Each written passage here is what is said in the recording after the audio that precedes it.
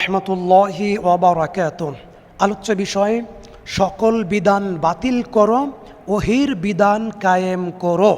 এই কথাটার ব্যাখ্যা কি? ওহির বিধান কি?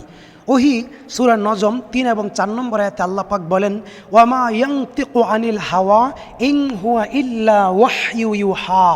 মুহাম্মদ সাল্লাল্লাহু আলাইহি সাল্লাম নিজের মন গড়া কোনো কথা বলতেন না।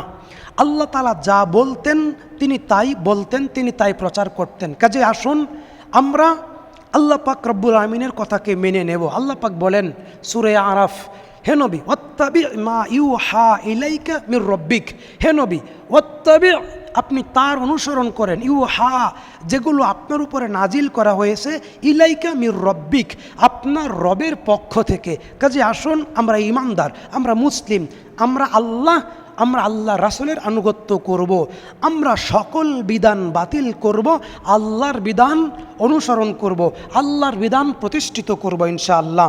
আমরা সকল বিধান বলতে কি বুঝি? আল্লাহ তাআলা কোরআনুল কারিমে জানিয়েছেন সূরা নিসা আয়াত 59, ইয়া আইয়ুহাল্লাযীনা আমানু, হে পৃথিবীর বিশ্বাসী ঈমানদারেরা, আতিউল্লাহ ওয়া আতিউর রাসূলা ওয়া উলিল আমরি মিনকুম, তোমাদের উপরে আল্লাহর আনুগত্য করা, আল্লাহ রাসূলের আনুগত্য করা নির্ধারণ করা হয়েছে। ওয়া উলিল আমর মিনকুম, এবং তোমাদের খলিফা, ইন্নী জাইলুন ফিল আরদি খলিফা। আল্লাহ পাক সূরা বাকারার 30 নম্বর আয়াতে বলেছেন, ইন্নী জাইলুন ফিল আরদি খলিফা, তোমরা দুনিয়ায় আল্লাহর প্রতিনিধিত্ব যারা করে তাদের অনুসরণ করো, তাদের আনুগত্য করো, তাদের কথা মেনে নাও। তাহলে আসুন আমরা বুঝি, জানি আল্লাহর আনুগত্য, আল্লাহ রাসূলের আনুগত্য এবং উলুল আমর কাকে বলে। প্রথমে বুঝুন সকল বিধান বাতিল, অর্থাৎ মানুষের তৈরি করা আইন, মানুষের তৈরি করা সংবিধান, মানুষের তৈরি করা রীতি রেওয়ায়েজ, মানুষের তৈরি করা জীবন বিধান, মানুষের তৈরি করা ধর্মীয় মতবাদ, চিশতিয়া, কাদেরিয়া, সাবেরিয়া, নকশাবন্দি, মুজাদ্দেদি, মাইজবান্ডারি, ফুরফুরা, চরমনাই, সারসেনা, হানাফি, শাফি, হাম্বলি, মালিকি, আওয়ামী লীগ, বিএমপি, গণতন্ত্র, সমাজতন্ত্র, পুঁজিবাদ, অর্থনীতি, সুদভিত্তিক অর্থব্যবস্থা, সমাজতন্ত্র, গণতন্ত্র, সব কিছু বরদাস্ত করে, সব কিছু বাতিল করে, সব কিছু লাত্তি মেরে, সব কিছুর মুখে প্রস্রাব করে একমাত্র আল্লাহর অভিমুখী, একমাত্র আল্লাহর অভিমুখী, একমাত্র আল্লাহর বিধান এর কাছে আত্মসমর্পণ করতে হবে।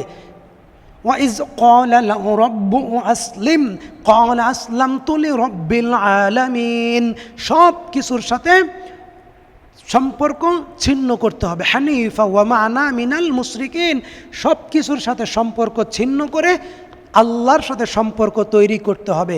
সকল বিধান বাতিল করে ওহির বিধানের কাছে, আসমানি কিতাবের সাথে সামনে আত্মসমর্পণ করতে হবে।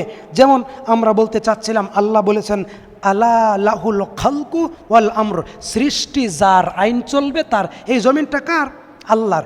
এটা শুধু জামাত ইসলামের কথা হতে পারে না, এটা শুধু তালেবানের কথা না, এটা শুধু আহলে হাদিসদের, সালাফিদের কথা না, এটা শুধু আলেম ওলামাদের কথা না, এটা শুধু বক্তা এবং খতিবদের কথা না, এটা স্বয়ং আল্লাহর কথা, এটা স্বয়ং রব্বুল আলামিনের কথা, যিনি এই জাহান, এই পৃথিবী 6 দিনে সৃষ্টি করেছেন, এই আকাশ, এই জমিন যে আল্লাহ তাআলা 6 দিনে সৃষ্টি করেছেন, যে আল্লাহ ফেরেশতা সৃষ্টি করেছেন, মানব মণ্ডলী সৃষ্টি করেছেন, সমস্ত প্রাণীকুল সৃষ্টি করেছেন, সেই আল্লাহর কথা এটা। কাজেই এই আল্লাহর কথা পিছনে ফেলে দেওয়ার ক্ষমতা, দুঃসাহস মক্কার কাফেরদেরও ছিল না।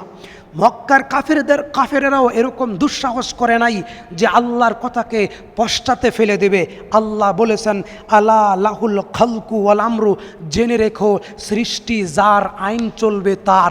এটা শুধু জামাত ইসলামের কথা না, এটা শুধু আলেম ওলামাদের কথা না, এটা শুধু মুফতি মুহাদ্দিসদের কথা না, এটা প্রত্যেকটা বাঙালি, প্রত্যেকটা তাওহীদবাদী, প্রত্যেকটা রাসূল প্রেমিক, প্রত্যেকটা আশেক রসুল, প্রত্যেকটা আল্লাহর বান্দার কথা, প্রত্যেকটা মুমিন নারী পুরুষের কথা। আলা লাহুল খালকু ওয়াল আমরু, সৃষ্টি যার, আইন চলবে তার। আল্লাহ পাক বলেছেন ইনিল হুকমু ইল্লা লিল্লাহ, বিধান দেওয়ার মালিক একমাত্র আল্লাহ সুবহানাহু ওয়া তাআলা। কোনো মানুষের আনুগত্য করতে পারে না। স্রষ্টার আনুগত্য বাদ দিয়া সৃষ্টির আনুগত্য চলবে না। স্রষ্টার আনুগত্য বাতিল করে সৃষ্টির আনুগত্য চলবে না। কোনো মুসলমান মানুষের তৈরি করা আইনের সামনে মাথা নত করবে না। কোনো মুসলমান মানুষের তৈরি করা ধর্মনিরপেক্ষ সমাজতন্ত্র গণতন্ত্র মেনে নিয়ে ইসলামকে পিছনে ফেলে দেওয়ার দুঃসাহস কোনো মুসলমান করবে না। তাহলে সে ব্যক্তি মুসলমান নয়, সে ব্যক্তি কাফেরে পরিণত হবে। আল্লাহ বলেছেন ইনিল হুকমু ইল্লা লিল্লাহ, আইন বিধান তৈরি করার একচ্ছত্র মালিক কেবলমাত্র আল্লাহ রব্বুল আলামিন। আল্লাহ পাক বলেছেন আমারও, আল্লাহ তাআলা আদেশ করেছেন আল্লাহ তা'বুদু ইল্লা ইয়্যাহ, তোমরা আল্লাহর দ্বীনের পরিপূর্ণ আনুগত্য করো, তোমরা আল্লাহর হুকুমের পরিপূর্ণ আনুগত্য করো, তোমরা আল্লাহর আদেশের পরিপূর্ণ আনুগত্য করো। যালিকা দ্বীনুল কাইয়্যিম, এটাই সরল দিন, এটাই প্রতিষ্ঠিত দিন। শুধু নামাজ, শুধু রোজা, শুধু হজ, শুধু যাকাত এটাই দিন নয়, শুধু এতটুকুই ইসলাম নয়, বরং সংসদ চলবে আল্লাহর আইনে, গোটা বাংলাদেশ চলবে আল্লাহর আইনে, গোটা পৃথিবী চলবে আল্লাহর আইনে, গোটা সেক্রেটারিয়েট সচিবালয় চলবে আল্লাহর আইনে, গোটা পৃথিবী চলবে আল্লাহর আইনে। অর্থনীতি, সমাজনীতি, রাজনীতি, ব্যাংক ব্যালেন্স, অফিস আদালত, শিক্ষা প্রতিষ্ঠান সব কিছু চলবে কার আইনে? আল্লাহর আইনে। আল্লাহ পাক বলছেন এগুলো আল্লাহর আইন দ্বারা, কোরআনের বিধান দ্বারা এগুলো পরিচালনা করা বড় দিন। এটা কি? শ্রেষ্ঠ দিন। যালিকা দ্বীনুল কাইয়্যিম, এটা হচ্ছে সহজ সরল প্রতিষ্ঠিত দিন। ওয়ালাকিন্না আকসারান নাসি লা ইয়ালামুন, কিন্তু অধিকাংশ নেতা নেত্রী এটা জানে না, অধিকাংশ মানুষ সেটা জানে না। অধিকাংশ প্রফেসর, বুদ্ধিজীবী, শিক্ষাবিদ, রাজনীতিবিদ, অধিকাংশ কি উকিল, ব্যারিস্টার, জজ, ব্যারিস্টার, মন্ত্রী, এমপি, চেয়ারম্যান, মেম্বার, আল্লাহ পাক বলছেন ওয়ালাকিন্না আকসারান নাসি লা ইয়ালামুন, এটা অধিকাংশ মানুষ জানে না। কোনটা? সূরা ইউসুফ আয়াত 40। এই জমিন আল্লাহর কথা মতো চলবে, এটাই সহজ দিন এবং এটা আল্লাহর আদেশ। এই দিনের আনুগত্য ব্যতীত, এই আল্লাহর কোরআনের আইন ব্যতীত অন্য কোনো আইনে মানুষ চলতে পারে না, অন্য কোনো আইনে মানুষ চলতে পারবে না।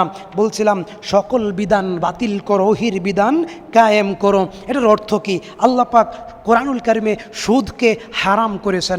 আল্লাহ পাক কোরআনুল কারিমে সুদকে হারাম করেছেন। আল্লাহ পাক বলেছেন হাল্লাল্লাহুল বাই'a ওয়া হাররামার রিবা, ব্যবসা বাণিজ্য হালাল, সুদ কি? হারাম। আল্লাহ পাক বলেন ওয়া যারু মা বাকিয়া মিনার রিবা ইন কুনতুম মুমিনিন, যদি তোমরা খাঁটি মুমিন হও, যদি তোমরা খাঁটি মুমিন হও তাহলে সুদের ব্যবসা বাদ দাও, সুদের অর্থনীতি ব্যবস্থা বাদ দাও। বাংলাদেশের অর্থনীতি ব্যবস্থা সুদভিত্তিক, বাংলাদেশের ব্যাংকিং ব্যবস্থা সুদভিত্তিক, এগুলো বর্জন করতে হবে, এগুলোর মুখে লাত্তি মারতে হবে, এই আইনের সংবিধান ছিঁড়ে ফেলতে হবে। এই সংবিধানের উপরে প্রত্যেকটা মুসলমান থুতু নিক্ষেপ করবে। এই মানুষের তৈরি করা সুদভিত্তিক সংবিধানের উপরে মুসলমান থুতু নিক্ষেপ করবে।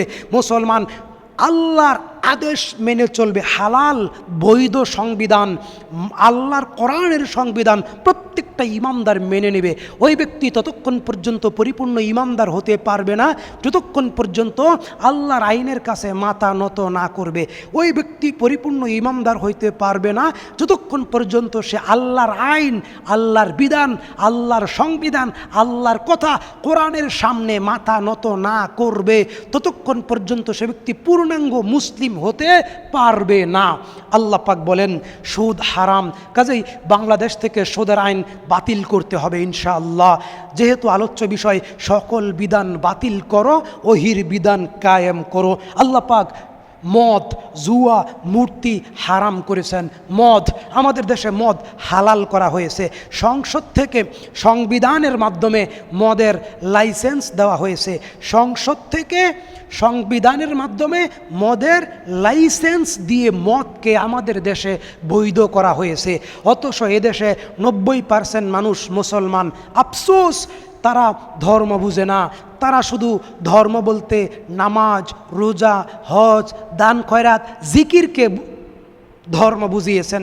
জি না, ধর্ম মানে হচ্ছে সংসদ ভবন, বঙ্গভবন, সচিবালয়, শিক্ষা প্রতিষ্ঠান, অফিস আদালত, রান্নাঘর, মসজিদ, সব কিছু একজন মুসলমান দোলনা থেকে কবর পর্যন্ত আল্লাহর বিধান অনুযায়ী, কোরআন অনুযায়ী, হাদিস অনুযায়ী, কোরআনের আইন অনুযায়ী জীবনযাপন করবে, তবেই সে ব্যক্তি প্রকৃত মুসলিম।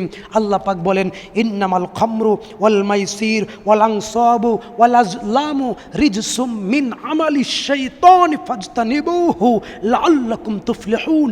মদ হারাম, মূর্তি তৈরি করা হারাম, মদ হারাম, মূর্তি তৈরি করা হারাম, জুয়া খেলা হারাম, জুয়ার লাইসেন্স অবৈধ, এবং কি মূর্তি রাস্তার মোড়ে মোড়ে মূর্তি তৈরি করা। গত ফ্যাসিস্ট সরকার, ধর্মনিরপেক্ষ সরকার, সেকুলার সরকার জনগণের টাকায় মুসলিম দেশে রাস্তার মোড়ে মোড়ে মূর্তি তৈরি করেছে। এই মূর্তি ভেঙ্গে ফেলতে হবে, এই মূর্তি ভেঙ্গে ফেলতে হবে। মুসলমানের রক্তে মূর্তি ভাঙ্গা মিশে আছে। মুসলিম জাতির পিতা ইব্রাহিম নবী মূর্তি ভেঙ্গেছেন আলাইহিস সালাম, আমরাও মূর্তি ভাঙব। নবীরাও মূর্তি ভেঙ্গেছেন, আমরাও মূর্তি ভাঙব। একদিন না একদিন আমরা মূর্তি ভাঙবই ভাঙব ইনশাআল্লাহ।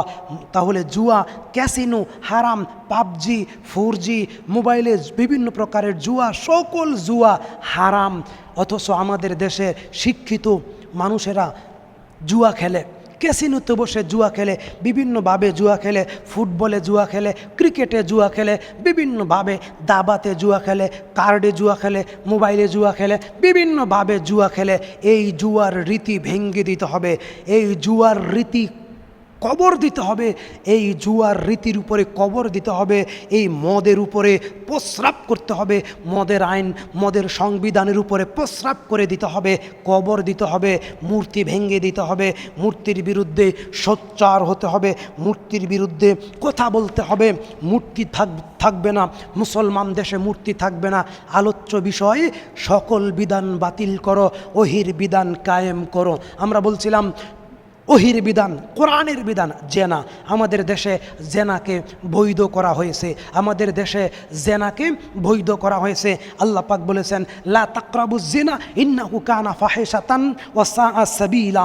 তোমরা জেনার ধারে কাছেও যাইও না, এটা আল্লাহ বলেছেন। তোমরা জেনার ধারে কাছেও যাইও না। জেনা ব্যভিচার মুসলমানের জন্য চিরকালের জন্য হারাম, জেনা ব্যভিচার মুসলমানের জন্য চিরকালের জন্য হারাম। অথচ মুসলমান দেশে মদের ভার খোলা হয়েছে, পতিতালয় খোলা হয়েছে, বেশ্যাখানা খোলা হয়েছে, আবাসিক হোটেলের লাইসেন্স দেওয়া হয়েছে।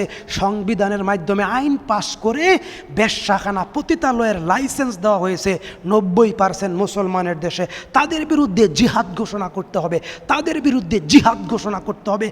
ওই পতিতালয়ের বিরুদ্ধে, ওই সমস্ত কুফফার নেতাদের বিরুদ্ধে হুঙ্কার দিতে হবে, গর্জন দিতে হবে, বলতে হবে, তোমরা মুসলমান, আমরাও মুসলমান, তোমরা এই পাপের পথ থেকে ফিরে আসো, তোমরা পাপের পথ থেকে ফিরে আসো, তোমরা পাপের পথ থেকে ফিরে আসো। আর না হয় আল্লাহর গজবে পরিণত হবে তোমার জীবন, আল্লাহর গজবে পরিণত হবে ওই নেতা নেত্রীর জীবন যারা জেনার লাইসেন্সকে বৈধ করেছে। আল্লাহ পাক বলেছেন, জেনা ব্যভিচার হারাম, চিরকালের জন্য জেনা ব্যভিচার হারাম। বিবাহ করার পর যদি কোনো নারী পুরুষ জেনা করে, তাকে রজম করতে হবে, কোমর পর্যন্ত মাটিতে গেড়ে পিটিয়ে হত্যা করতে হবে, পিটিয়ে হত্যা করতে হবে। এটা হচ্ছে ওহির বিধান। অবিবাহিত হলে, জেনা করলে 100 বেত্রাঘাত করে দেশ থেকে তাড়িয়ে দিতে হবে। এটা হচ্ছে ওহির বিধান। আল্লাহ পাক কোরআনুল কারিমে বলেছেন, ওয়াস-সারিকু ওয়াস-সারিকাতু ফাকতাউ আইদিয়াহুমা জাযাআম বিমা কাসাবা।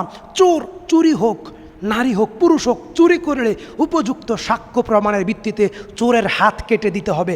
এদেশের অসংখ্য এমপি মন্ত্রীদের হাত কেটে দিতে হবে, এদেশের অধিকাংশ শিক্ষিত মানুষের হাত কেটে দিতে হবে, এদেশের অধিকাংশ দুর্নীতিবাজ নেতা নেত্রীদের হাত কেটে দিতে হবে, এদেশের অধিকাংশ মেম্বার চেয়ারম্যানের হাত কেটে দিতে হবে, এদেশের অধিকাংশ অফিসারদের হাত কেটে দিতে হবে। আল্লাহ বলেছেন, ওয়াস-সারিকু ওয়াস-সারিকাতু ফাকতাউ আইদিয়াহুমা জাযাআম বিমা কাসাবা। যারা চুরি করে, নারী হোক, পুরুষ হোক, শিক্ষিত হোক, অশিক্ষিত হোক, এমপি হোক, মন্ত্রী হোক, মেম্বার হোক, চেয়ারম্যান হোক, চুরি করলে, ধরা পড়লে উপযুক্ত সাক্ষ্য প্রমাণের ভিত্তিতে তার হাত কেটে দিতে হবে। এটা হচ্ছে আল্লাহর আইন, এটা হচ্ছে ওহির বিধান। আর আমাদের দেশের বিধান হচ্ছে চোর যদি চুরি করে, এমপি মন্ত্রী দুর্নীতিবাজরা যদি চুরি করে, তাহলে 3 মাসের জেল 6 মাসের জেল, তারপরে তাকে মুক্তি দিয়ে দেওয়া হয়। জি না, একজন চোরের হাত কাটেন প্রকাশ্যে দিবালোকে উপস্থিত সকল মিডিয়া পত্রপত্রিকা সাংবাদিকদের উপস্থিতিতে, হাজার হাজার জনগণের উপস্থিতিতে একজন দুর্নীতিবাজ নেতার হাত কেটে দেন। চুরি করলে কিয়ামত পর্যন্ত বাংলাদেশে দ্বিতীয়বার কোনো মায়ের বেটা চুরি করতে সাহস করবে না। দ্বিতীয়বার কিয়ামত পর্যন্ত বাংলাদেশে কোনো মুসলমান সাহস করবে না। কি করবে না? সাহস করবে না। চুরি করার জন্য বিপরীত থেকে তার হাত পা কেটে দিতে হবে। ঘুষ সামাজিক অপরাধ, ঘুষ হারাম। এদেশের অফিসে, আদালতে, কল কারখানায়, ব্যাংকে, ভূমি অফিসে, সকল জায়গায় ঘুষ আর ঘুষ। রাসূল সাল্লাল্লাহু আলাইহি সাল্লাম বলেছেন, আর রাশি ওয়াল মুরতাশি, যে ঘুষ দেয়, যে ঘুষ নেয়, তাদের উপরে আল্লাহ তার রাসূলের অভিশাপ। এই দেশে শান্তি ফিরে আসবে তখন। ফালিয়াবুদু রাব্বা হাযাল বাইত, যখন মানুষ আল্লাহর ইবাদত করবে, এই কাবা ঘরের মালিকের ইবাদত করবে। আল্লাযী আত'আমাহুম মিন জু' ওয়া আমানাহুম মিন খাউফ, তোমরা যদি তোমাদের রবের ইবাদত করো, ভয় থাকবে না, ক্ষুধা থাকবে না, চিন্তা থাকবে না, দুশ্চিন্তা থাকবে না, পেরেশানি থাকবে না, শান্তি আর শান্তি। আল্লাহ পাক রব্বুল আলামিন বলছেন, ওয়ালাউ আন্না আহলাল কুরআন ওয়াত্তাকাউ লাফাতাহনা আলাইহিম বারাকাতিম মিনাস সামাই ওয়াল আরদি, আসমান এবং জমিনের সকল রিজিকের দরজা আল্লাহ পাক খুলে দিবেন তাদের জন্য যারা কি করে, যারা তাকওয়া অর্জন করে, পরহেজগারিতা অর্জন করে। ওই দেশের জনগণের জন্য আল্লাহ পাক রিজিকের দরজা খুলে দিবেন। আলোচ্য বিষয় ছিল সকল বিধান বাতিল করো, ওহির বিধান কায়েম করো। সকল জুলুম নির্যাতন যদি পৃথিবী থেকে ধূলিসাৎ করতে চাও, যদি পৃথিবীতে শান্তি আনতে চাও, শান্তি প্রতিষ্ঠা করতে চাও, শান্তি দেখতে চাও, তাহলে আল্লাহর আইনের বিকল্প কোনো আইন থাকবে না।